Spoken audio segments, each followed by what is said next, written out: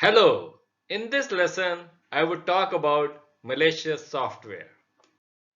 Malicious software, commonly known as malware, is any software that brings harm to a computer system. Malware can be in many forms like virus, worms, trojans, spyware, adware, etc.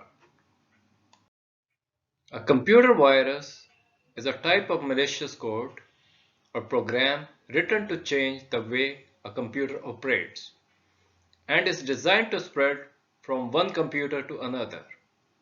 A virus operates by inserting or attaching itself to a legitimate program or a document that supports macros in order to execute its code. Unlike viruses, worms can execute themselves. Worms have the ability to spread over a network and can initiate massive and destructive attacks in a short period of time. This type of malware is often disguised as legitimate software.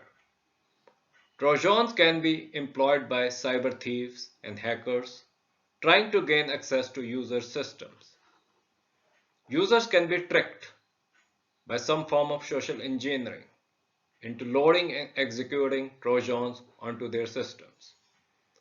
Once Trojans are activated, they can steal your sensitive data and gain backdoor access to your systems. I thank you for watching this lesson.